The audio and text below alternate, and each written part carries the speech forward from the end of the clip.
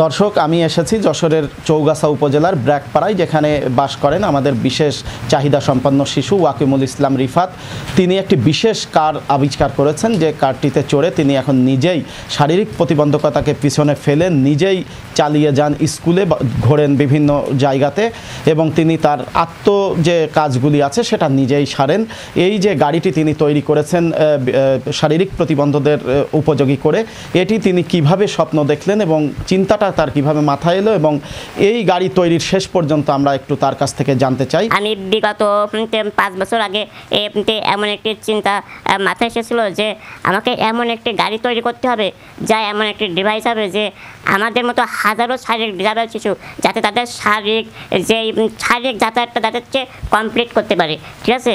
কিন্তু আমি যদি এখন বাংলাদেশের প্রেক্ষাপটে বলি, বাংলাদেশে কিন্তু শারীরিক ডিসেবল শিশুদের জন্য অ্যাভেলেবেল গাড়ি রয়েছে, সেইগুলো গাড়ি কিন্তু আমাদের 100%ভাবে কার্যকরী হয় না। অনেক বড় বড় জায়গায় চলাফেরা করা যায় না, তারপরে রোডে অনেক, তারপরে কিছু কিছু গাড়ি আছে অনেক ব্যয়বহুলও হয়ে থাকে।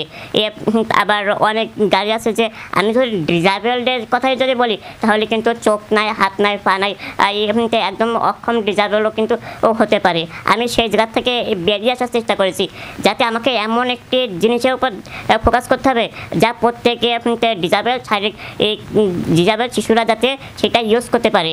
এই জন্য আমি বিগত 5 বছর আগে যখন আমি ক্লাস 5-এ থাকাকালীন ক্লাস 6 থেকে ততটা পরিকল্পনাটা শুরু করে যে আমাকে একটি A2i স্মার্ট কার নামক আমি একটি গাড়ি আবিষ্কার করব, যেটি থাকবে আমাদের audio remote control system, voice control system, তারপরে থাকবে AI কন্ট্রোলার সিস্টেম সহ আমাদের স্মার্টফোন সিস্টেম।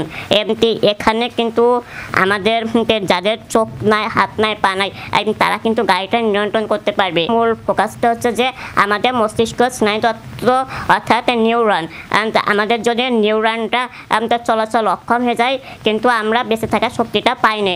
আপনার ডিসেবল শিশু যে কোনো প্রকার হতে পারে, কিন্তু সে নিউরন যা থাকবে না, সে কিন্তু ডিসেবল এর থেকে অধিক হয়ে যেতে পারে।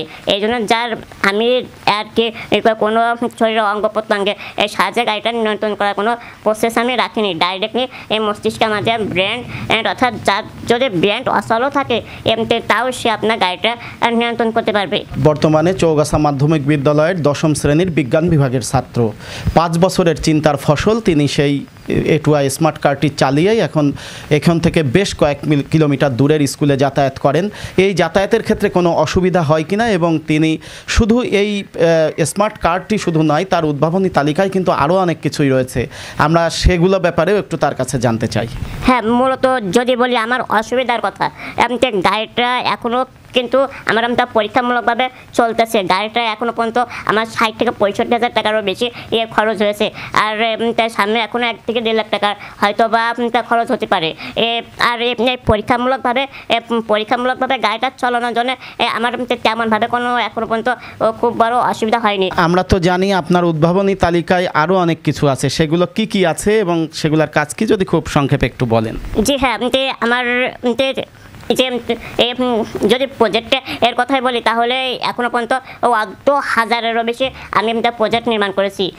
এবং তার চেয়েও বড় কথা যে A2i স্মার্ট কার এই নামক গাড়িটি, এর থেকেও অনেক বড় বড় প্রজেক্ট আমি কিন্তু আবিষ্কার করেছি ইতিমধ্যে, কিন্তু সেগুলো বাস্তবে রূপ দেওয়া হয়নি।